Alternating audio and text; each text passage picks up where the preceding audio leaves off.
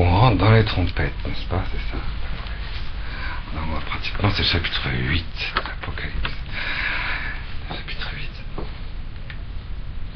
Et je me rappelle que quand j'avais commencé il y a un certain temps, je me suis dit, il faudrait qu'on rentre. J'étais tombé sur un texte d'un ermite qui se trouve d'ailleurs dans le petit livret là, et qui avait donné une prophétie. C'est un ermite qui s'appelle Saint Nilus, très très connu d'ailleurs, il y a 1500 ans, très connu à l'époque, depuis totalement inconnu bien sûr, mais à cette époque-là, 6e, 7e siècle, il était relativement connu. Il avait donc fait une prophétie. Il avait dit ceci: après l'année 1900 et après la deuxième moitié du XXe siècle, les gens de ce temps-là deviendront méconnaissables. Quand le temps de la venue de l'Antichrist approchera, l'intelligence des hommes sera obscurcie par les passions charnelles. L'avilissement et la licence s'accentueront. Le monde deviendra alors méconnaissable. Les gens changeront d'apparence tellement qu'il sera impossible de distinguer les hommes des femmes à cause de l'effronterie dans leur manière de s'habiller et dans la mode de leurs cheveux. Ces gens-là seront cruels et comme des animaux sauvages à cause des tentations de l'Antichrist. On ne respectera pas les parents et les vieux. L'amour disparaîtra et bien des pasteurs chrétiens deviendront des hommes vains, pleins de vanité, vides, complètement incapables de distinguer le chemin à droite du chemin à gauche. En ce temps-là, en effet, les lois morales et les traditions des chrétiens et de l'Église changeront. Les gens ne pratiqueront plus la modestie, la dissipation régnera. Le mensonge et la cupidité atteindront de grandes proportions. Et malheur à ceux qui empileront des trésors. La luxure, l'adultère, l'homosexualité et les ateliers secrets et le meurtre seront la règle de la société. En ce temps futur, à cause du pouvoir de si grands crimes et d'une telle débauche, les gens seront privés de la grâce du Saint-Esprit reçue à leur baptême. Et de même, ils n'auront pas de contrition ni de remords. Les églises seront privées de pasteurs pieux et craignant Dieu. Et malheur aux chrétiens qui resteront sur la terre à ce moment-là, ils perdront complètement leur foi. Parce qu'il n'y aura plus personne pour leur montrer la lumière de la vérité. Ils s'éloigneront du monde en allant dans de saints refuges, dans le but d'alléger leurs souffrances spirituelles. Mais partout, ils ne rencontreront qu'obstacles et contraintes. Tout cela résultera du fait que l'Antichrist voudra devenir le Seigneur de toutes choses, devenir le maître de tout l'univers. Il accomplira des miracles et des signes invraisemblables. Il donnera aussi à l'homme misérable une sagesse dépravée pour découvrir une manière par laquelle un homme puisse mener une conversation avec un autre d'un bout à l'autre de la terre. En ce temps-là aussi, les hommes voleront à travers les airs comme des oiseaux et descendront au sein de l'océan comme des poissons. C'est l'époque des avions et des sous-marins. Et lorsqu'ils en seront là, ces gens malheureux passeront leur vie dans le confort sans savoir, pauvres âmes, que c'est une supercherie satanique. Et lui, l'impie, remplira à tel point la science de vanité qu'elle s'écartera de la voie droite et conduira les gens jusqu'à la perte de la foi dans l'existence de Dieu, d'un Dieu un en trois personnes. Alors, le Dieu infiniment bon, voyant la déchéance de la race humaine, raccourcira les jours pour l'amour du petit nombre de ceux qui doivent être sauvés. Car l'ennemi voudrait amener même les élus dans la tentation, si c'était possible. Alors le glaive du châtiment apparaîtra soudain. Elle abattra le corrupteur et tous ses serviteurs. C'est pas mal, c'est assez précis pour 1500 ans. C'est une belle description de notre... Et c'est un petit peu ce qu'on pensait quand on lisait l'Apocalypse depuis des millénaires, depuis des siècles. À un moment donné, on comprend qu'il y a un grand trouble La trompette, quand la trompette va sonner, c'est-à-dire quand l'heure arrive, la trompette, c'est le mystère de l'heure. L'Apocalypse, c'est sûr, ouvre le mystère du temps. Après avoir ouvert le mystère de l'éternité, dans les 7 premiers chapitres, le mystère de l'éternité glorieuse, à un moment donné, à partir de l'éternité glorieuse, à partir de l'éternité glorieuse du trône, à partir de Joseph, Marie, Jésus glorifié, et tout le mystère de l'incarnation, tout le mystère de la résurrection de Jésus entièrement engolfé dans la blessure du cœur de Jésus, entièrement rempli de gloire. À partir de ce moment-là, une fois qu'on rentre là-dedans, une fois qu'on est complètement imbibé de ça, une fois qu'on est emporté dans cet océan de miséricorde, de lumière, d'impassibilité, alors on peut supporter la vision de l'heure finale. Et on peut voir on peut redescendre on peut comprendre la grandeur devant Dieu, du mystère du mal. Parce que tout est au service de Dieu. Et donc le mal va jouer un certain rôle. Un rôle de complémentarité. Un petit peu comme l'éternité et le temps se mêlent entre eux pour faire la gloire de la Jérusalem céleste. C'est un peu comme si l'absence de Dieu et la présence de Dieu se mélangeaient pour faire la plénitude du corps mystique de Jésus. Et c'est un petit peu aussi ici, plus loin on va, plus on s'approche de l'heure, plus on voit qu'il y a du trouble, plus on voit qu'il y a de la fumée, plus on voit qu'il y a du soufre, plus on voit qu'il y a de l'obscurité. Et à un moment donné, il y a la lumière qui se mélange à la nuit. Et bien, quand la lumière se mélange à la nuit, c'est le moment de la gloire de Dieu. Pourquoi? Parce que dans la nuit obscure de l'âme, qui est la foi à l'état pur, c'est à ce moment-là qu'il y a une unité avec la lumière éternelle de Dieu. Et le but, au fond, de la foi, c'est de l'amener jusqu'à ce terme où la contradiction est si grande qu'elle détruit le mal. Elle détruit la contradiction elle-même. Et donc vous avez donc l'Apocalypse. Mais pour ça, pour comprendre ça, il faut comprendre cette lumière d'abord. Il faut être englouti dans cette lumière. Il faut être engolfé dans cette lumière. Et comprendre que toute la lumière du Verbe, toute la lumière de l'incarnation, toute la lumière de la plénitude de grâce, toute la lumière de l'union hypostatique, toute la lumière de la résurrection et de la gloire, toute la lumière profonde des abîmes, du principe même de la lumière, dans le trône de jaspe, vous savez, tout transparent, se rapproche de plus en plus, s'engolfe, dépend de ce qui est de totalement détruit à l'intérieur de Dieu, le mystère de l'agneau. La destruction de Dieu dans le Christ crucifié reste à pénétrer l'éternité. Cette destruction de Dieu est la gloire de Dieu. Elle attire Dieu lui-même. Vous voyez, on voit les 24 vieillards, les 4 vivants, tous les anges célestes, le trône de Dieu lui-même, qui est entièrement comme une espèce de trou d'amour. La lumière est comme en adoration devant l'amour.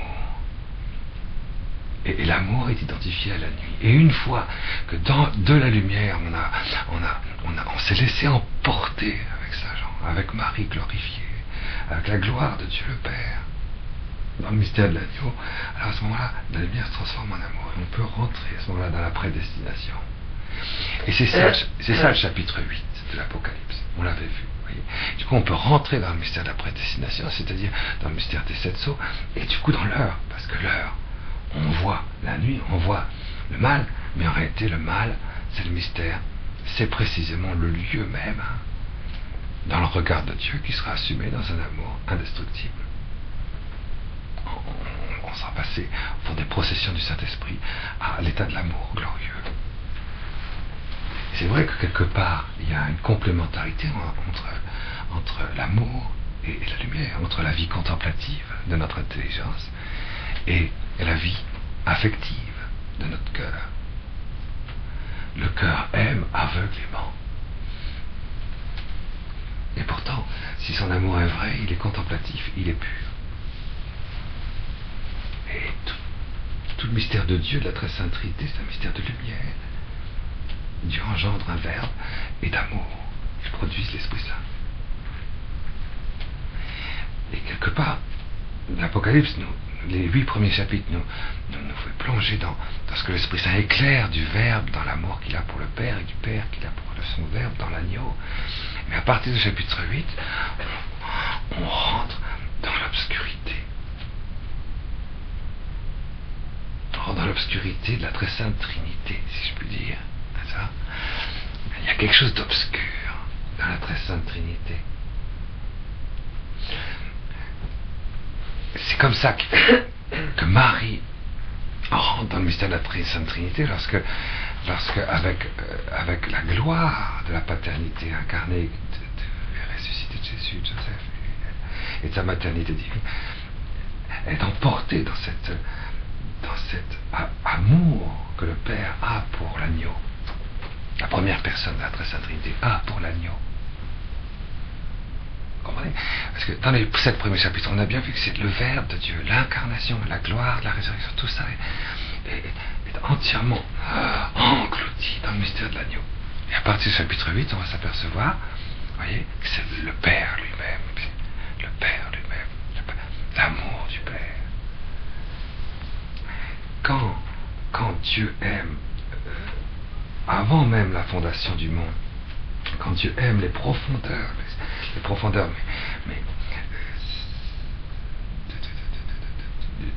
de son épouse, de celui qui l'épouse, le Verbe de Dieu, le Dieu vivant, l'amour que lui porte la deuxième personne de la très sainte Trinité est un abîme. Et alors il est donc, c'est un amour qui est éperdu.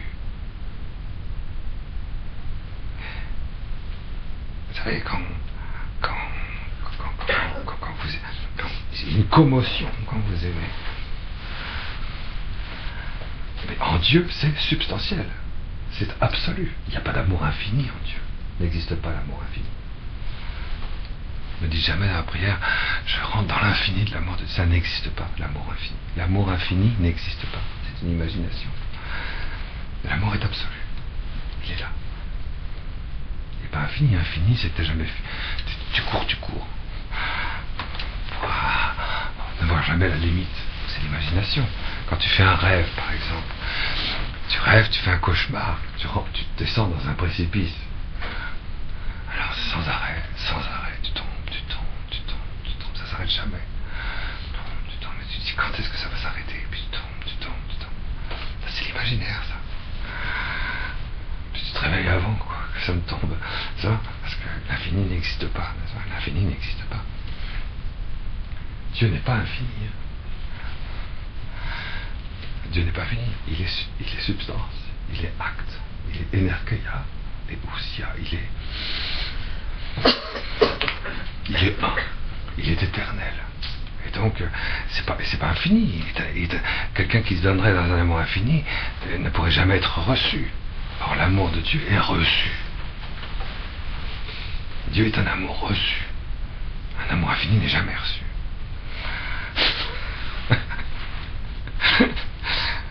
Il est là, tout entier, donné dans l'amour. Donc c'est pas infini, vous voyez bien, mais c'est absolu. Je sais pas si vous voyez la différence. On ne peut pas imaginer l'amour. L'amour s'imagine pas.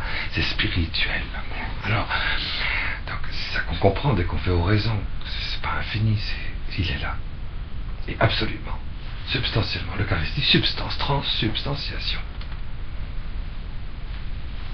C'est pas infini, regardez, il est là. C'est pas. On sent bien, vous voyez, que c'est concentration qui se fait. Bon, ben, quand vous aimez, vous êtes éperdu. Quand quelqu'un se donne effectivement, absolument, entièrement, dans un amour absolu, dans la vie normale, il y a une commotion qui se produit, c'est normal. Hein, je veux dire, et quand vous rentrez dans cet amour-là, vous êtes effondré, il faut bien le dire, effondré, impressionné. emporté. Et vous descendez dans cet abîme de l'absolu de l'amour de l'autre. Et forcément, vous y disparaissez. Mais en Dieu, cela se réalise d'une manière absolue, de manière effective. La nuit existe en Dieu. La nuit et l'amour, c'est la même chose en Dieu. Et pour nous, cette nuit se trouve dans la foi à l'état pur. Quand ma foi dans la créature, lorsque la foi est dans la nuit la plus totale, dans la nuit de l'esprit, la nuit surnaturelle, la nuit spirituelle, la nuit de la sensibilité, la nuit, alors vous êtes tout proche, tout proche, tout proche, tout proche, avec le mystère de l'agneau, de l'effondrement de l'amour du Père dans le mystère de l'agneau de Dieu. Et on passe du coup du chapitre 7 au chapitre 8, vous savez, de la prédestination. À l'heure, ça y est, vous y êtes, c'est le moment. Les trompettes, ça y est. C'est la paternité amoureuse de Dieu. Le Père rentre dans le temps lorsqu'il crée avec amour. Dieu est notre Père et c'est par amour qu'il crée. Alors forcément, c'est pour ça qu'on ne le voit pas. C'est parce que c'est dans la nuit, c'est parce qu'il aime. Et c'est tout le chapitre 8 qui va commencer comme ça avec le mystère des trompettes. Donc nous allons continuer à lire maintenant. Mais voyez bien qu'il y a quand même un lien à faire. Alors je prends cette fois-ci la traduction de la Bible de Jérusalem.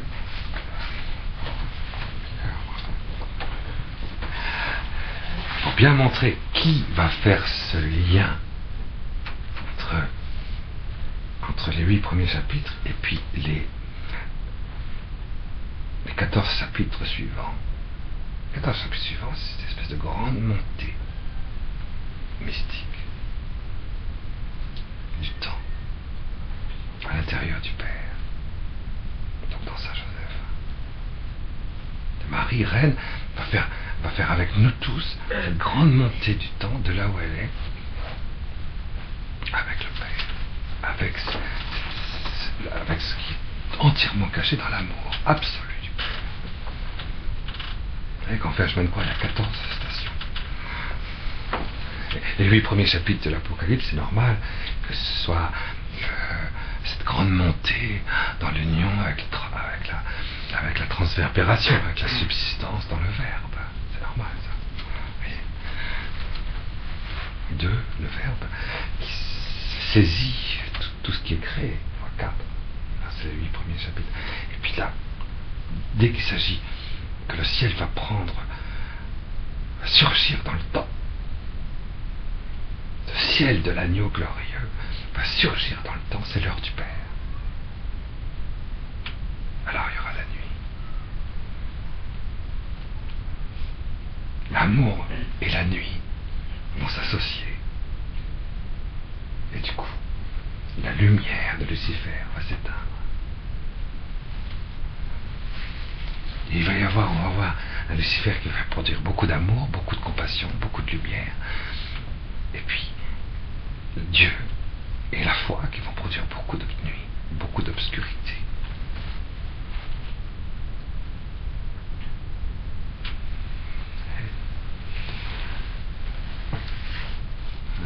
C'est très beau l'Apocalypse pour ça, hein, c'est vrai. C'est vraiment une révélation de la très sainte Trinité, ça, il n'y a pas de doute. Et donc nous avions dit ça, voilà, mais qui va faire ce passage? Qui va faire cette alliance? Qui va faire ce bond, cette introduction dans l'abîme dans lequel le Père est perdu de sa propre lumière? Lui, lumière. Et de sa propre lumière va jaillir une autre lumière. Lumière née de la lumière. Mais si la lumière naît de la lumière, il faut bien que celle dont il est né se soit obscurcie. C'est-à-dire qu'il aime. Vous comprenez bien que quand vous tombez dans l'abîme d'un amour absolu, disparaissez, c'est normal, je veux dire. Votre propre lumière, vos impressions, vos machins, tout ça, ça disparaît. Il y a que l'autre, c'est tout qui compte. Bah. C'est pour ça que quand on a choisi l'amour, c'est la lumière de l'autre qui guide, mais pas. C'est pas ma lumière à moi. Je t'aime beaucoup, mais c'est moi qui commande. Oui.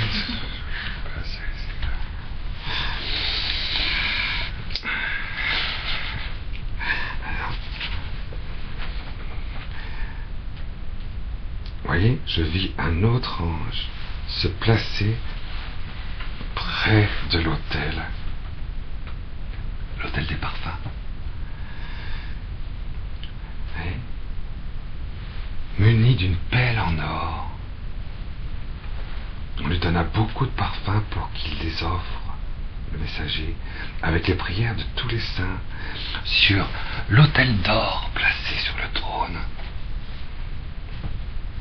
Et de la main de l'ange, la fumée des parfums s'éleva vers Dieu, devant la face de Dieu, avec les prières des saints. Puis l'ange saisit la pelle, l'emplit du feu de l'autel qu'il jeta sur la terre. C'est alors que commencèrent les tonnerres, les voix, les éclairs, et tout trembla. Alors les 7 anges aux 7 trompettes s'apprêtèrent à sonner, et le premier sonna. Qui fait le lien, vous voyez? Extraordinaire, ça, voyez, regardez, vous avez 10 choses, hein, vous avez remarqué. L'ange, c'est Marie, hein, mais toujours, hein, c'est toujours Marie. Pour Saint Jean, c'est Marie, l'ange, ne vous inquiétez pas, toujours Marie. La messagère, celle qui donne le message, et l'apparition, c'est Marie.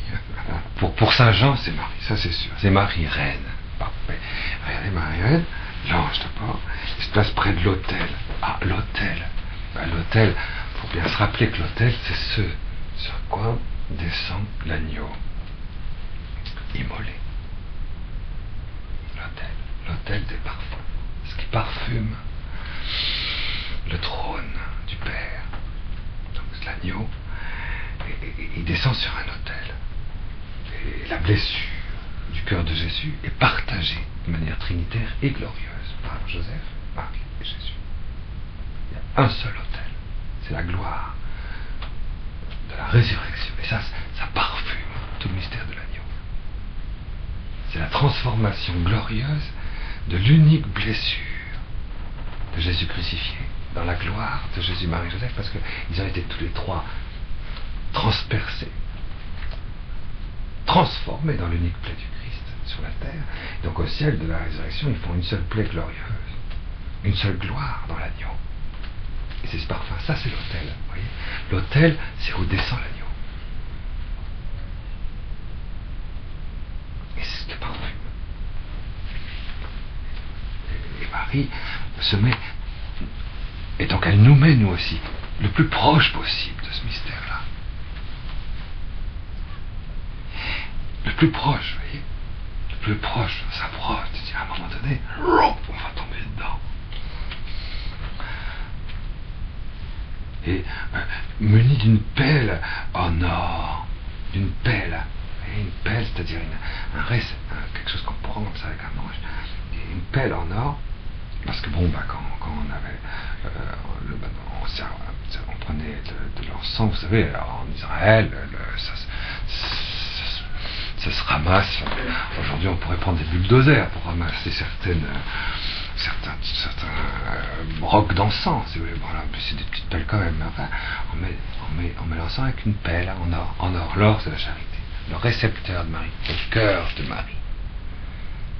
Le cœur de Marie, rempli de charité. C'est la pelle en or.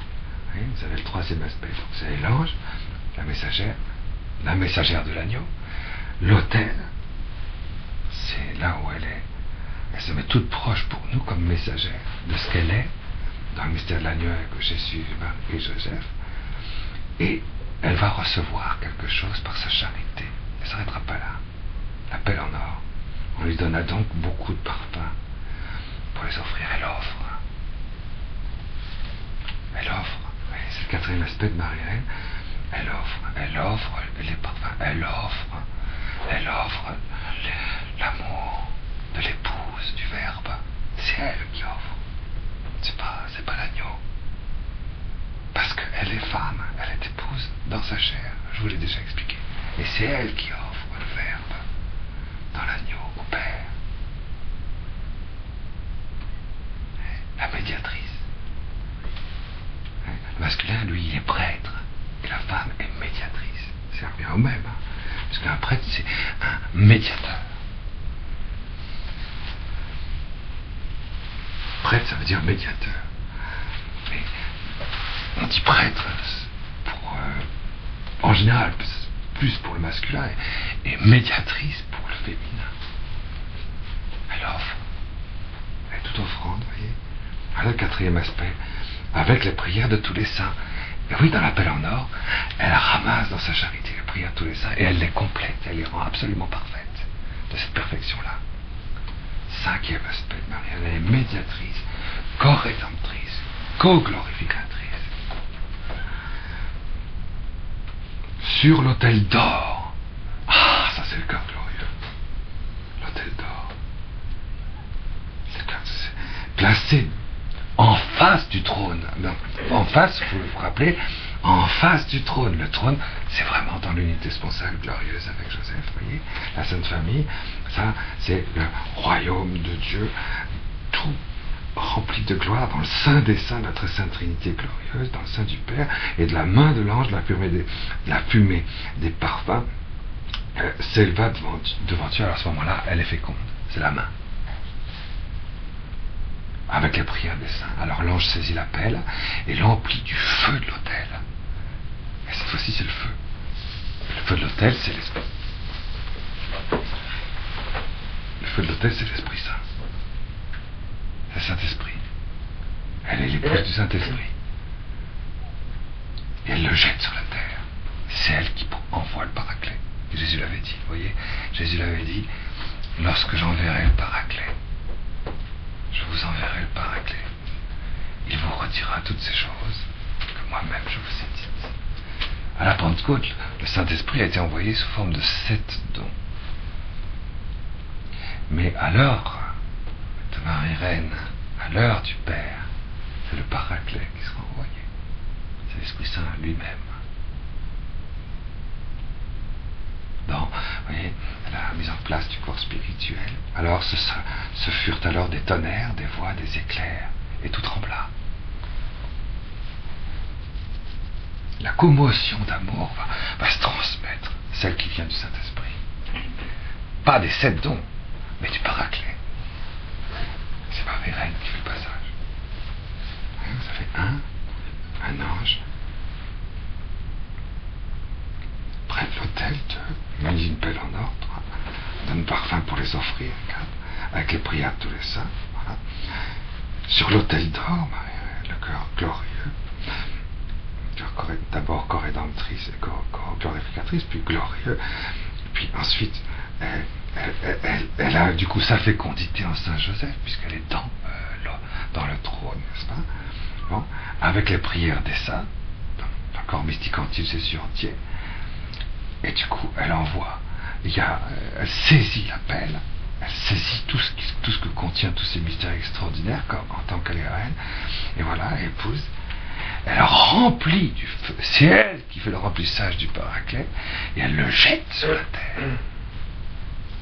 Elle le jette sur la terre. C'est beau ça. À un moment donné, on avait vu que la vérité est jetée à terre. Je ne sais plus quand est-ce qu'on avait vu ça. Le Verbe s'est fait chair. Et bien maintenant, c'est le Paraclet qui va prendre le corps spirituel.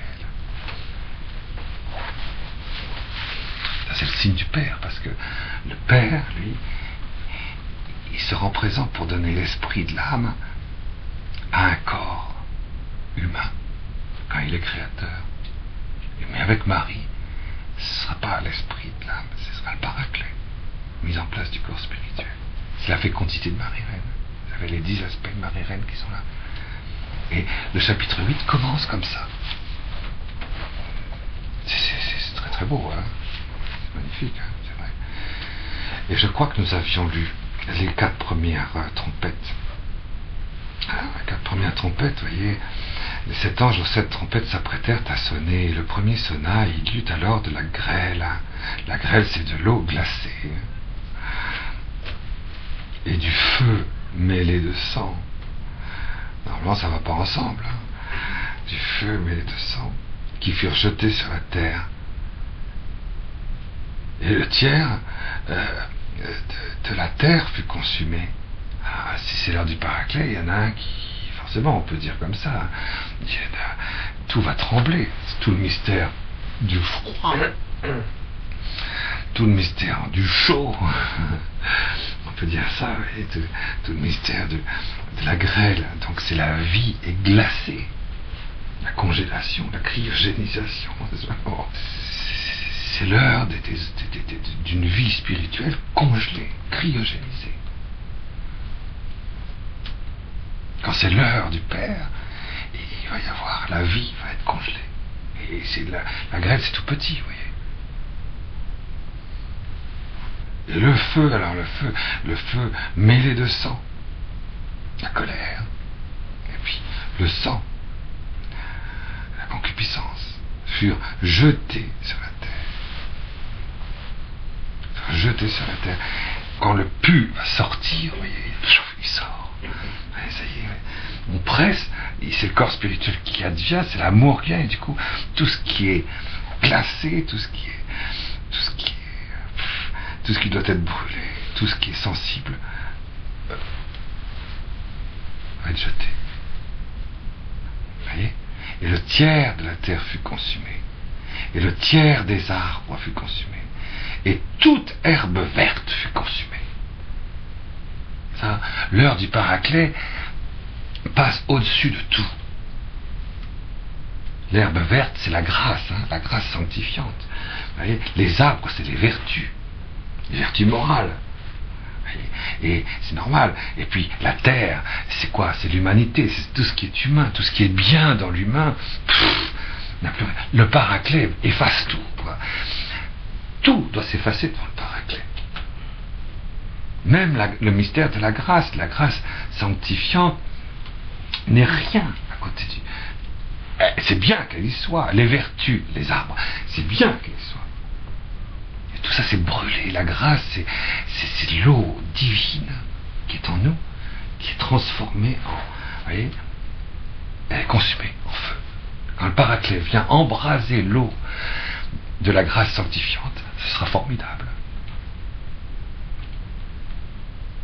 Les torrents de la grâce sanctifiante, de la sainteté qui est en nous, ce ne sera plus notre sainteté, ce sera la sainteté, ce sera l'Esprit Saint qui va embraser. Heureusement qu'on a remarqué l'herbe verte. Elle est totalement consumée. Toute la grâce va s'enflammer dans le Paraclet. C'est beau ça. Toutes nos croix, enfin pas toutes nos croix, hein, le tiers des arbres. Toutes nos vertus, tous nos efforts seront embrasés dans le Paraclet. Il y aura encore 2/3 d'efforts à faire, hein, pour avoir les vertus, n'est-ce pas, théologales, n'est-ce pas? Et les vertus. Alors lesquelles vont être embrasées? Les théologales, parce qu'il y a les vertus qu'on avait vues l'année dernière, c'est pas toutes les vertus humaines, hein, les 88 vertus. Et puis vous avez les vertus cardinales, et puis vous avez les vertus théologales, n'est-ce pas? Et dans du Saint-Esprit, avec les vertus théologales. Alors, lequel de ces trois va être entièrement consumé? C'est beau ça aussi, ça c'est vrai. Moi je crois que c'est les vertus théologales. Les théologales vont être entièrement embrasées par le Paraclet. Il faudra continuer à faire des efforts avec les vertus, lutter pour les vertus cardinales et pour les vertus. Il faudra toujours lutter enfin lutter, oui, et aimer beaucoup, d'avoir la clémence, d'avoir la virginité, d'avoir l'humilité, d'avoir l'obéissance. C'est vrai, d'avoir tout ça. C'est normal. Alors, vous voyez, ça peut être lu en phase ou en antiphase. Vous voyez, c'est normal puisque c'est le livre du temps. Donc le livre du temps, vous avez écrit par devant, mais aussi écrit par derrière. Donc pour les démons, c'est une catastrophe, c'est une apocalypse, au sens où les gens l'entendent. Mais au sens où les chrétiens l'entendent, c'est formidable, le Paraclet.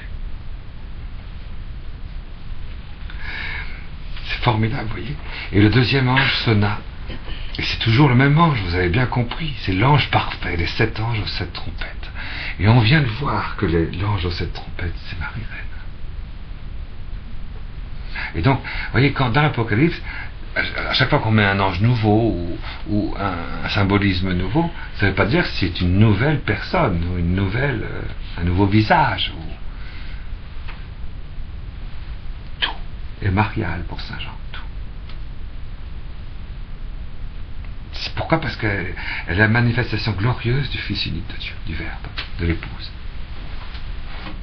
Donc, mais c'est vrai quand même qu'elle va épouser, elle va se mettre sous l'ombre du trône. C'est pas encore le cas, puisque là, elle s'est mise près de l'autel. Puis, face et dedans. Et là, c'est quelque chose de c'est très fort, hein, évidemment. Alors, elle va dire l'heure. C'est elle qui, quand on se consacre à elle, va tout mettre dans l'Esprit Saint. C'est très beau, hein, l'heure du Père et Marie qui jouent. Alors une énorme masse embrasée comme une montagne fut projetée dans la mer. Une énorme masse embrasée comme une montagne fut projetée dans la mer, et le tiers de la mer devint du sang, la miséricorde. C'est beau ça aussi, là, il y a quelque chose d'énorme, énorme masse embrasée comme une montagne. La montagne, c'est le mystère de Dieu, hein. Le mystère de Dieu glorieux qui descend dans le temps, comme une montagne projetée dans la mer, dans le temps. Et du coup, le tiers du temps devint du sang, miséricorde. Il y a comme l'immense miséricorde qui rentre dans le temps, mais de manière sensible, pour laver, pardonner, compléter, reprendre, immaculiser, purifier, guérir. Et il périt ainsi le tiers des créatures, le tiers des créatures qui vivent dans la mer. Il y a le tiers des poissons qui vivent trop liés au temps, qui du coup vont périr. C'est-à-dire que maintenant, ils ne seront pas liés au temps, ils seront liés à la masse embrasée, qui elle vient du ciel éternel. Vous voyez, le tiers des poissons. Les poissons, c'est les chrétiens, hein. Vous savez bien. Mais il reste 2 tiers, hein. Faudra si vous plongez vos 2 mains dans le sein des saints de la gloire, après, il faut à vous d'y mettre le reste aussi, hein. C'est ça qui est extraordinaire, n'est-ce pas? Et il périt ainsi le tiers des créatures vivant dans la mer, et le tiers des navires fut détruit. Le tiers des navires, l'église, les navires, les églises, le tiers des navires. Alors c'est quoi dans les navires qui va être embrasé? Il restera encore un mystère de l'église militante, vous voyez. Mais il y a quelque chose qui va être entièrement engolfé et dans la main de Marie-Reine, de Joseph glorifié, du mystère de l'agneau de Dieu. C'est vraiment le mystère de l'agneau qui commence, hein.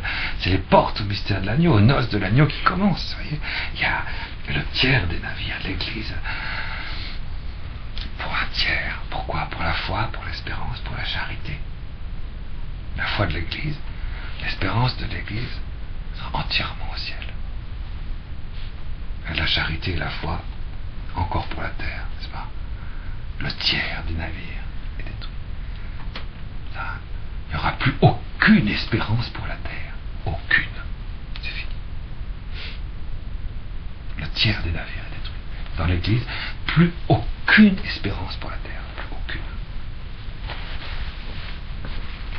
Si vous mettez toutes les forces de l'Église à l'espérance terrestre, ça, ce sera terminé. Il ne restera même pas l'ombre d'un milliardième de millimètre de tout ça. Heureusement, parce que c'est fatigant.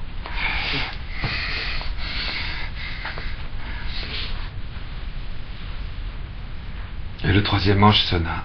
Alors tomba du ciel un astre très grand, un astre grand, brûlant comme une torche. C'est beau ça.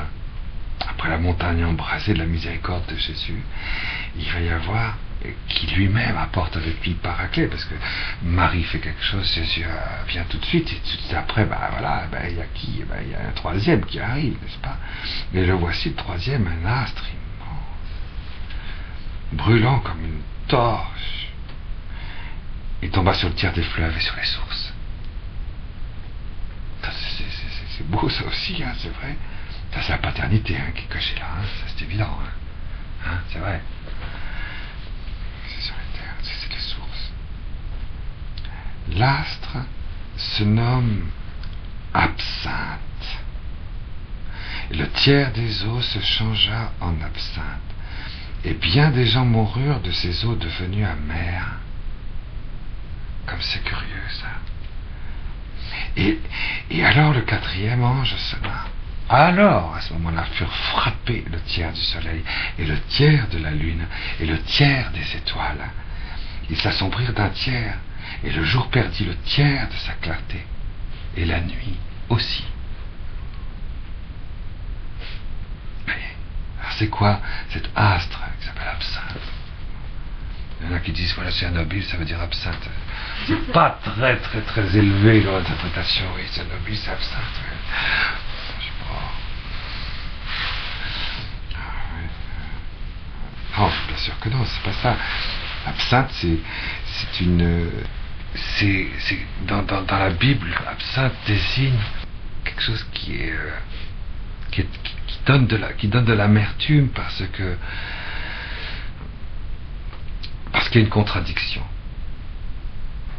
Ouais, par exemple, on dit Marie Myriam, ça veut dire pleine d'amertume en hébreu, vous voyez. Myriam, elle vit la contradiction. Mais quand on vit la contradiction, de manière glorieuse, et que cet astre-là, c'est l'étoile de l'agneau de Dieu, est donné avec le Paraclet. Vous voyez, c'est pas parce que le Paraclet est donné que du coup il n'y a plus le mystère de la croix. Mais le mystère de la croix va être cette fois-ci de l'intérieur tout à fait glorieux. Mais toute l'amertume de Marie dans la contradiction entre la gloire de l'incarnation et l'amour de la rédemption, de la transverbération. Une contradiction incroyable entre les deux, entre la nuit et la lumière. Marie a été dans la lumière au jour de l'incarnation. Une lumière pas infinie, absolue. Et par rapport à l'amour de la transverbération, une souffrance pas infinie, absolue. Contradiction entre les deux incroyable. Et c'est ce qui fait le mystère de Marie. C'est ce qui fait le mystère du glaive. Parce qu'en Dieu, il y a la lumière, puis il y a l'amour. Donc, il y a quelque chose qui va venir glorieusement nous faire participer de l'intérieur à cette amertume glorifiée, absinthe, aux sources, dans le cœur de Jésus qui est la source, dans le cœur miséricordieux de Jésus, il y aura, voyez, participation à quelque chose qui... Vous voyez, le tiers des eaux se changea en absinthe. Le tiers. Alors c'est quoi ce tiers qui sort? C'est la terre, vous voyez. C'est la vie sur la terre. La vie terrestre nous deviendra amère. Puisqu'on sera tout rempli de cette amertume glorieuse et réconfortante du Paraclet, de l'agneau. Le tiers. Mais attends, il y aura... Mais il faut petit à petit, à force de prier, vous voyez, on va comprendre en quoi consiste cette grande élévation dans l'envoi du Paraclet. Et cette grande coopération pour nous par la foi et par la charité. Et le quatrième ange sonna. Alors furent frappés le tiers du soleil, et le tiers de la lune, et le tiers des étoiles. Ils s'assombrirent d'un tiers. Ah oui. Et le jour perdit le tiers de sa clarté, et la nuit aussi perdit de sa clarté.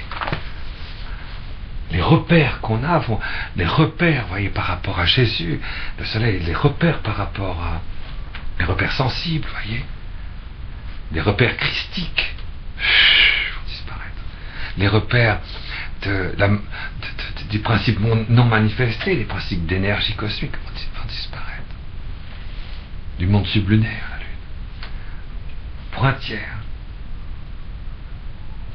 pointière, ça va assombrir le nouvel âge, un tiers seulement, hein. Un tiers seulement. C'est vrai, quand on commence à vivre du corps spirituel, les énergies, c'est loin derrière, hein. Mais un tiers seulement, parce qu'il faut qu'on y mette aussi notre amour, il faut qu'on y mette aussi notre grâce, notre sainteté, notre foi. Un tiers seulement. C'est pas Dieu qui fait tout. C'est une plénitude reçue, vous comprenez, la grâce du Paraclet. Donc nous, on y coopère. Dans une plénitude d'accueil. Et c'est ça l'espérance nouvelle. Dans le cœur d'accueil. Et ma vision se poursuivit, j'entendis un aigle volant au zénith. Ah, cette fois-ci, c'est plus un ange, c'est un aigle. Ah, voilà, au sommet. Un aigle. Ah, tiens. Et criant d'une voix puissante, malheur.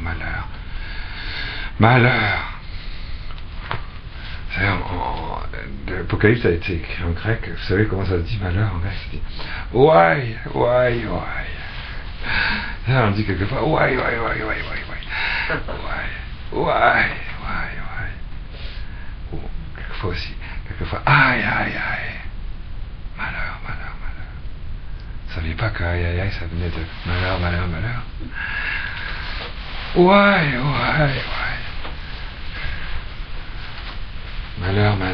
Malheur aux habitants de la terre, malheur à ceux qui ont tout basé sur le bonheur terrestre. Alors là, pour eux, malheur. Ce sera pas drôle.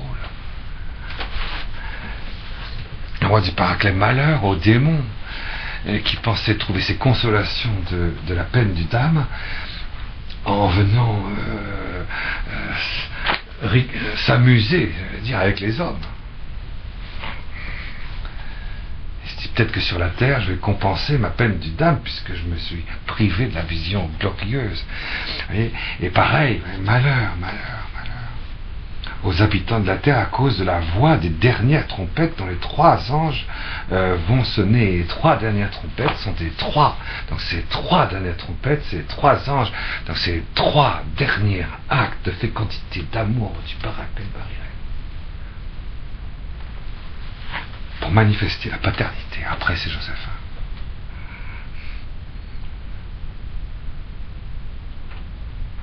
Ça, c'est le 5e ange sonna, alors je vis un astre qui du ciel avait su sur la terre, était tombé sur la terre. On lui remit la clé du puits de l'abîme. Il ouvrit le puits de l'abîme et il en monta une fumée comme celle d'une immense fournaise. Le soleil et l'atmosphère en furent obscurcis, et de cette fumée les sauterelles se répandirent sur la terre. On leur donna un pouvoir pareil à celui des scorpions de la terre. Alors là, l'amour est trop fort. Alors à ce moment-là, vous voyez qu'on fait un exorcisme avec tout l'amour de Dieu, tout l'amour du Christ, tout l'amour du Saint-Esprit, tout l'amour du ciel, tout l'amour de l'Église. Le démon est obligé de sortir. Alors là, quand la voix du Paraclet, le démon va se déchaîner, c'est évident. En même temps qu'il y aura à l'intérieur une très grande... Et c'est pour ça d'ailleurs que tout ça, ça va ensemble, vous comprenez? Pourquoi est-ce qu'il n'y aura plus aucune espérance des choses de la terre? Mais parce que du coup, l'invasion de l'abîme, de l'enfer, de l'Hadès, sur les choses terrestres va être totale. Vous voyez, c'est un petit peu ce qu'on lisait dans le prophète, dans l'ermite Saint-Nilus. L'invasion sera complète, vous voyez. Homosexualité, luxure, atelier secret, meurtre seront les règles de la société. Il n'y aura pas d'autres règles. Et de cette fumée, les sauterelles se répandirent sur la terre. Les sauterelles, c'est des bêtes, quoi. Le démon va dévorer, essayer de dévorer. Les sauterelles mangent le blé, hein. L'Eucharistie. S'attaquer à l'Eucharistie de tous les côtés, quoi. le démon, il va vouloir prendre la force de l'Eucharistie pour contrer tout ça, vous voyez, messe-toi. Et puis, de cette fumée, les sauterelles se répandent sur la terre, et on leur donne un pouvoir pareil à celui des scorpions. Ça veut dire que c'est par derrière, toujours par derrière, qu'ils essayent de donner le péché mortel, la haine de Dieu, par derrière, par traîtrise. Et on leur dit d'épargner les prairies. Le Paraclet, lui, tu n'épargnes aucune prairie, tout est embrasé par le feu du Paraclet.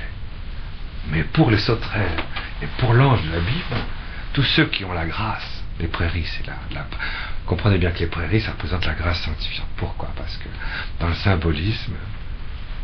symbolisme biblique, plus c'est élevé, plus vous voulez prendre un symbolisme qui désigne quelque chose de très très très très élevé, vous allez prendre un symbolisme plus grégaire, parce que plus c'est éloigné, plus l'analogie devient de proportionnalité. L'alpha rejoint l'oméga, si vous voulez. Vous ne pouvez pas comparer, par exemple, un lapin avec... vous n'allez pas prendre un lapin pour donner le symbolisme d'un homme, par exemple. Non, vous voyez, d'un attribut divin. Vous voyez. Pour les attributs divins du Père, c'est toujours le monde minéral. Mais pour ce qui est la vie divine, qui est quelque chose de la vie divine de la grâce, c'est la vie. Et le premier degré de vie, c'est quoi? C'est l'herbe. Premier degré de vie. C'est pour ça que le premier degré de vie de l'herbe représente toujours, là ici, la grâce sanctifiante. Et quand c'est l'arbre, alors à ce moment-là, c'est la grâce à l'état de source, quoi. La source de toute grâce, de toute vie divine. Vous voyez? Alors donc, là, ici, non, ils n'ont pas accès du tout, là, hein, pas du tout. Rien, ni aucune verdure, ni aucun arbre. Ni aucun arbre. Là, c'est ceux qui ont choisi Jésus crucifié, c'est ça. Ils ne peuvent pas toucher les gens qui ont à l'intérieur, qui sont des arbres. C'est-à-dire qui ont la source de la grâce en eux. C'est des gens qui le Père est en eux, et le Christ qui donne la vie divine et la grâce sanctifiante est en eux, on ne peut pas toucher. Ça revient au même, hein. Tu ne peux pas toucher ni les prairies, mais le but de la grâce sanctifiante, c'est de devenir un arbre. Ça, c'est le premier degré des premières demeures de la grâce sanctifiante, c'est la prairie, et puis l'arbre, c'est la 7e demeure, évidemment. Alors, on l'avait vu avec les 7 églises, hein, ça. Hein. Et de s'en prendre seulement aux hommes qui ne porteraient pas sur le front le sceau de Dieu. Ah, ils s'en prendront à tous les hommes qui ne veulent pas vivre de leur vocation, de leur mission, de leur prédestination, telle qu'elle a été donnée dans les 7 sceaux. Cheval blanc, le livre. Et on leur donna non de les tuer, mais de les tourmenter pendant 5 mois, 153 jours. Ah oui, ils sont tourmentés pendant le temps de l'Église. 153 jours, c'est le temps de l'Église. 153, vous savez que 153, c'est le chiffre de l'Église. Dans la barque du premier pape, il y a 153 poissons. N'est-ce pas? Donc 153, c'est toujours, vous voyez, dans le livre de la Genèse, il y a 153 fois le nom d'Élohim.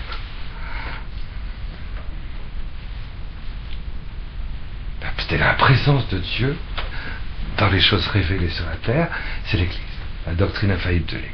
153 fois le nom d'Élohim dans la Torah, dans le premier livre de la Torah. 153. Donc pendant 153 jours, c'est le temps de l'Église. Pendant le temps de l'Église. L'heure de l'Église est arrivée. Alors quand l'heure de l'Église est arrivée, c'est du Paraclet, alors là, le combat eschatologique sera terrible. Ceux qui seront encore attachés à la terre seront tourmentés par le démon. Ils n'en sortiront pas. Ils ne pourront pas se sortir des griffes du démon. Il y a un partage des eaux qui va se faire, c'est évident. C'est évident. Caché, dans la nuit, hein. Mais il sera clair. Hein. On leur donna non de les tuer, mais de les tourmenter. Pendant 5 mois, la douleur qu'elle provoque ressemble à celle d'une piqûre de scorpion. En ces jours-là, les hommes rechercheront la mort sans la trouver. Ils souhaiteront mourir et la mort les fuira. Extraordinaire, cette permission qui est donnée au démon de tourmenté dans un esprit de mort. C'est une volonté de se suicider, d'en finir. Et pourtant, tout le temps, il continue encore dans le... Or, ces sauterelles, allaient voir qu'on pensait à des chevaux équipés pour la guerre. Ah ouais, ça fait penser à la grâce quand même. Ces sauterelles qui mangent l'Eucharistie prennent des énergies de l'Eucharistie. Les énergies. Tu ne prends pas la substance de Dieu à travers la communion, tu en prends les énergies. Moi, je vais à la messe parce que ça me fait du bien, je me sens bien, moi. Transubstantiation, ça m'est égal. L'union transformante, ça m'est égal. La transverbération, j'en ai rien à cirer. C'est pas ça mon problème. Moi, c'est parce que je me sens bien, moi. Et l'autre jour, j'étais à Notre-Dame-du-Los, un lieu d'apparition, et puis il y avait tout un groupe de gens ésotériques, etc., qui animaient d'ailleurs, qui proposaient une animation permanente pendant 3 mois. Et ils expliquaient ça. Nous, on vient ici uniquement parce que ils proposaient des trucs qui étaient enracinés explicitement sur leur papier de Blavatsky, etc. Enfin, vous voyez, dans des trucs quand même lucifériens, quoi. Je sais pas pourquoi on leur avait donné l'animation à Notre-Dame-du-Lot. Bon, enfin, ça, c'est un autre problème. Moi, je signalais à l'évêque, il a dit, ah bon, je ne savais pas du tout. C'est écarté, mais heureusement que quelqu'un leur a signalé à l'évêque, vous comprenez. Bon, mais enfin, peu importe, tout ça pour dire qu'ils faisaient comment. Nous, on vient ici parce qu'ici, il y a l'Eucharistie, il y a Marie, et donc c'est plus facile de rentrer dans les énergies. C'est plus facile. Ben, bien sûr que c'est plus facile, évidemment. Alors, ils viennent, et puis là... C'est ça, ça ressemble à la grâce. Ça ressemble à la grâce. Ça vient du Christ. Mais je prends les bienfaits sensibles terrestres sans prendre les biens célestes. Je communie, mais je ne fais pas oraison. Il y a des gens, je connais des chrétiens, je vous assure, je connais des chrétiens qui vont à la messe, qui communient, mais ils ne font pas oraison. Ils ne font pas leur demi-heure d'oraison par jour. J'en connais, je vous assure, ils ne font pas oraison. Non, tu vas à la messe, tu communies, c'est pour faire oraison. Il se fait un silence d'environ une demi-heure. Toute l'Apocalypse est basée là-dessus. Oui. Sur leur tête, on dirait des couronnes d'or. On dirait que c'est des saints. Dans leur manière de voir l'amour, tout cet amour, toute cette tolérance. Et leur visage rappelle des visages humains. Qu'est-ce que ça a l'air humain, leur histoire, Elisabeth Kubler-Ross. Les soins palliatifs.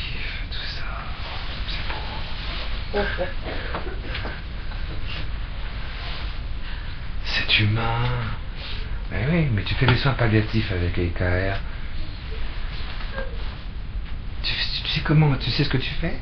Tu mets les gens qui souffrent, qui sont dans l'inquiétude, qui vont voir le visage de leur vie pour pouvoir demander pardon, dans un autre centre de gravité. Tu les mets sur les ondes alpha pour qu'ils ne souffrent pas, pour qu'ils ne soient pas inquiets.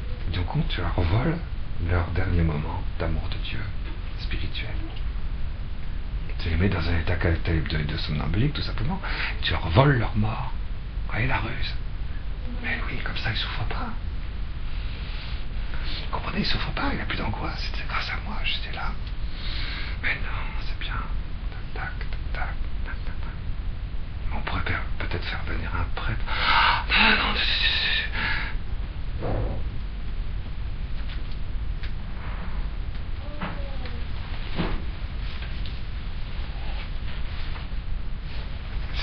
ça a l'air humain, ça a l'air.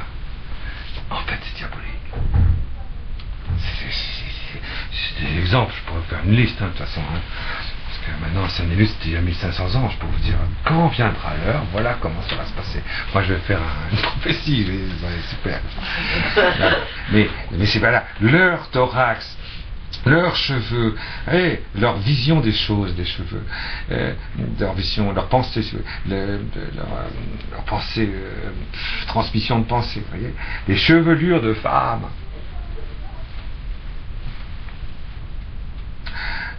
parce que la chevelure de femme est censée attirer le monde angélique. Hein, c'est ce que dit saint Paul, que les femmes couvrent leurs cheveux dans l'église, à cause des anges, pas à cause des hommes, hein. Pas à cause des hommes, hein, pas à cause des anges. Ah, mais ça je peux pas vous expliquer ça, vous ne serez pas capable de l'entendre, alors, donc... Et pourtant, je vous assure que c'est quelque chose de très juste, ça, hein, c'est pas du tout... Hein? Non, c'est pas le sujet. Alors, leurs cheveux, la chevelure de femme, et leurs dents, des dents de lion. Oui, ils sont vertueux, ils sont calmes, ils sont pacifiques, ils sont cléments, ils sont pleins de compassion. Non, mais juste, non, mais non, juste une fleur, ça suffit.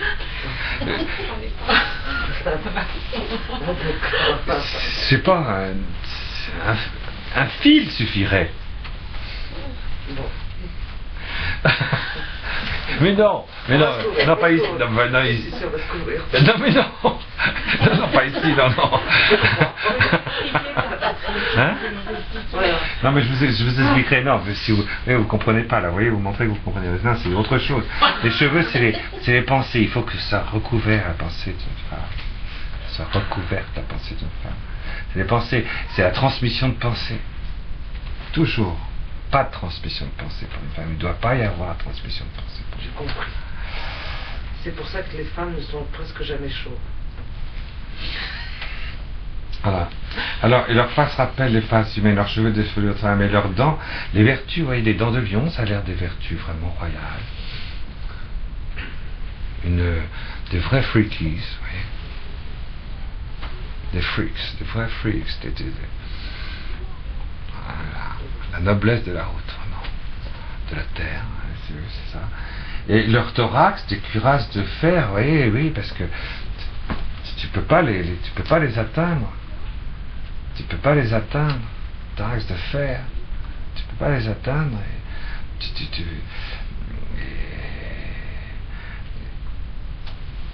Et le bruit de leurs ailes, donc leur adoration et leur contemplation, comme un vacarme de chars aux multiples chevaux se ruant au combat.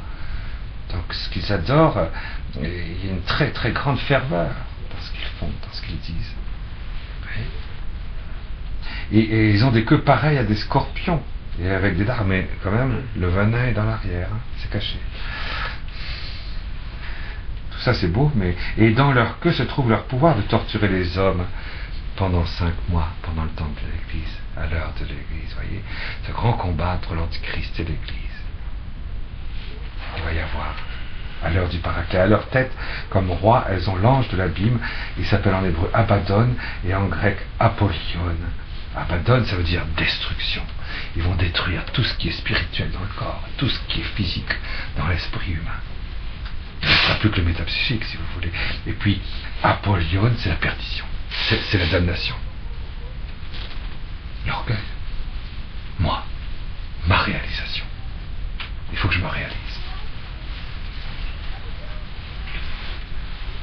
Le premier malheur est passé. Mais vous voyez, ça c'est seulement le premier ouaille. Et il y a encore ouaille. Et là voici encore 2 ouaille qui arrivent. Alors c'est le 6e ange qui sonne. Vous voyez bien? Vous voyez que c'est au même moment que le 5e sceau. Vous voyez que c'est au moment des âmes sous l'autel qui ouvrent le 6e sceau. Vous voyez que c'est au moment où on rentre dans la communion.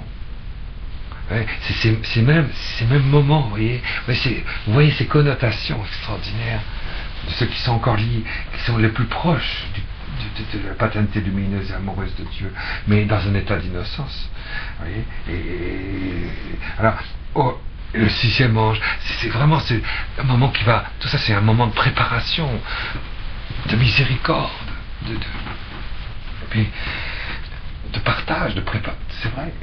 Et le 6e ange sonna d'indulgence. Et alors j'entendis une voix venant des 4 cornes de l'autel d'or. L'autel d'or, c'est le cœur immaculé de Marie. Les 4 cornes, c'est toute la puissance du cœur, de l'amour glorieux de Marie. toute la puissance de l'amour glorieux, 4, créé du ciel, de l'autel du corps, glorifié de Marie, celui qui est placé devant Dieu, celui qui dans la vision béatifique, le cœur de Marie, entièrement embrasé de la gloire de la vision béatifique, avec toute sa puissance, créé, 4 cornes, qui dit au 6e ange portant trompette, qui va se manifester dans un nouveau message. Relâche les 4 anges enchaînés sur le grand fleuve Euphrate, et on relâcha les 4 anges qui se tenaient prêts pour l'heure, le jour, le mois et l'année, afin d'exterminer le tiers des hommes. C'est fantastique ça. Le tiers des hommes aujourd'hui, ça ferait 2 milliards. Le tiers des hommes, mais peut-être que c'est pas ça que ça veut dire, hein? Bien sûr que c'est pas ça que ça veut dire. Leur armée comptait 200 millions de cavaliers, 2 myriades de myriades. Donc c'était des gens qui étaient sur des chevaux. Hein. Et on verra au chapitre 19 que c'est vraiment des gens qui ont chevauché la grâce capitale du Christ. 200 millions. C'est beau de savoir qu'on sera 200 millions dans la transverbération. Ça fait pas mal. C'est pas mal. Les autres sont en route. Hein. 2 myriades de myriades.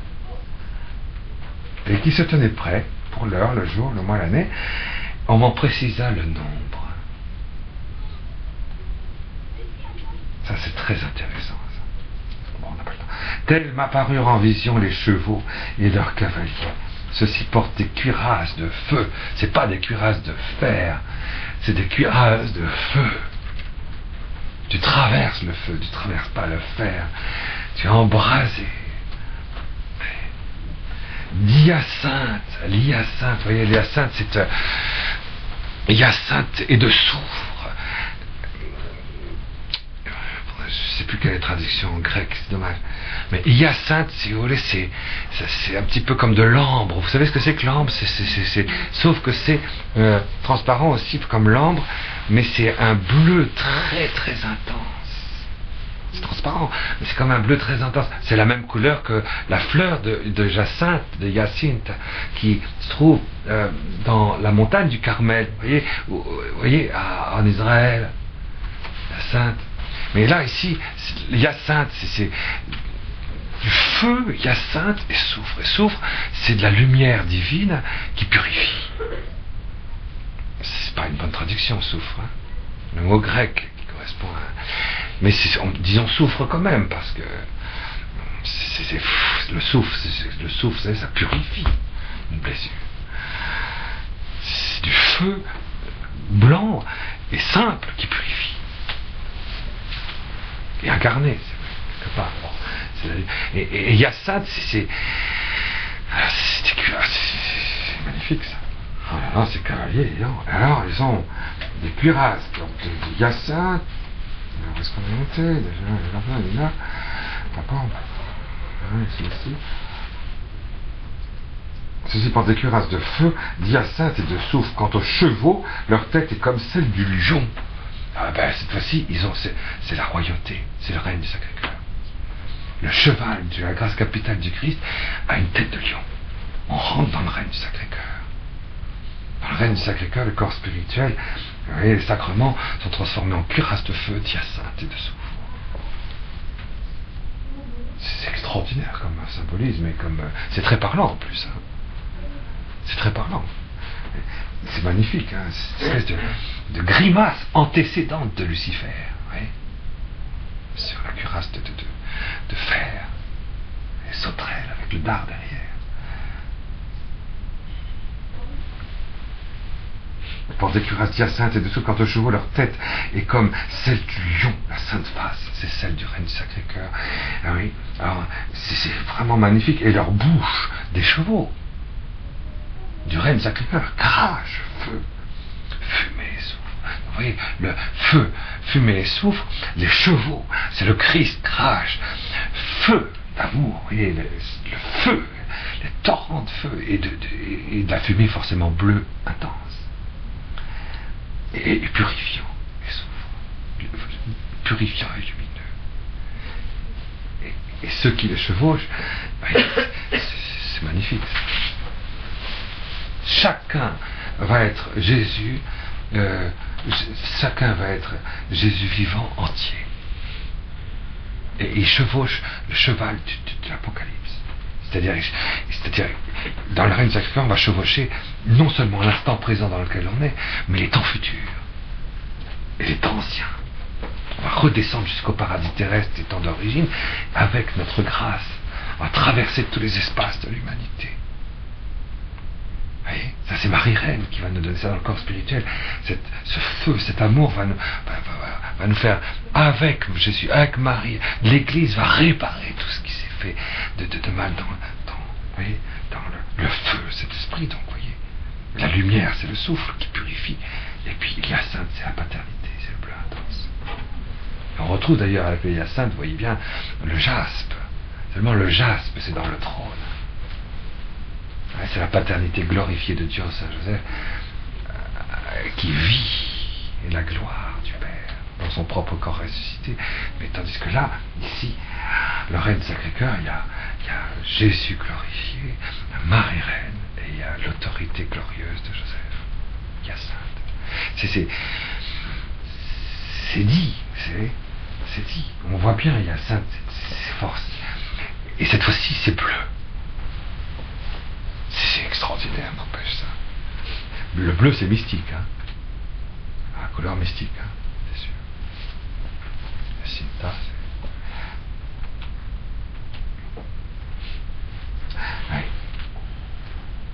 c'est magnifique. Alors, le tiers des hommes fut exterminé par ces trois fléaux.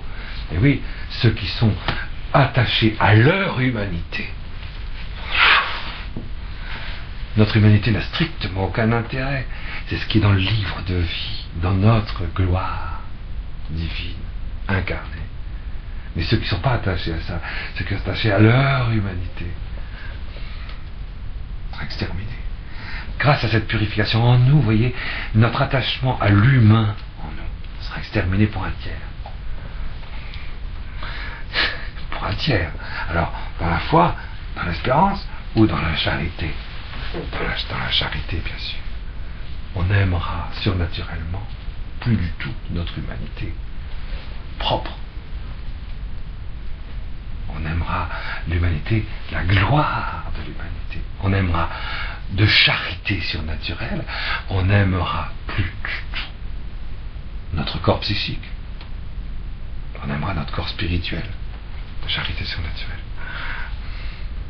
Un tiers. Et pour l'espérance, c'est pareil. Et pour la foi, ce sera pareil. Ne vous inquiétez pas. La puissance des chevaux réside dans leur bouche. Elle réside aussi dans leur queue. Ces queues, en effet, ainsi que des serpents, voyez, une fois que tu es passé avec le règne du Sacré-Cœur, c'est la sagesse derrière. C'est pas le poison. C'est les serpents. C'est la sagesse. La vie contemplative. Tu laisses derrière toi le dessin, la trace de la sagesse qui vient d'en haut. Ils sont munis de têtes dont elles se servent pour nuire à ce qui est humain et seulement humain, de sagesse seulement humaine. Parce que la sagesse de Dieu est folie pour les incroyants et scandale pour les juifs. La sagesse de la croix, chose, voyez. Alors, or, les hommes échappaient à l'hécatombe de ces fléaux, ceux qui sont encore attachés à leur humanité ne renoncèrent même pas aux œuvres de leurs mains. Il y a vraiment un combat. Les gens qui s'obstinent à rester dans l'humain, dans le terrestre, malgré tout ce règne du Sacré-Cœur, malgré tout, malgré Marie-Reine, malgré tout. Et ils ne cessèrent d'adorer les démons, ces idoles d'or, d'argent, de bronze, de pierre et de bois, incapables de voir, d'entendre ou de marcher.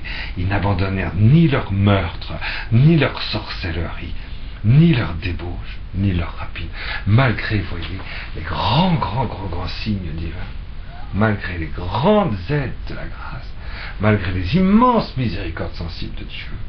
Il y aura encore plus d'avertement, encore plus de diablerie, sorcellerie, encore plus de débauche et encore plus de vol et de malhonnêteté. Chapitre 10. Je vis alors un autre ange puissant descendre du ciel enveloppé d'une gloire. Un arc-en-ciel au-dessus de la tête, le visage comme le soleil, les jambes comme des colonnes de feu. Il tenait dans sa main un petit livre ouvert.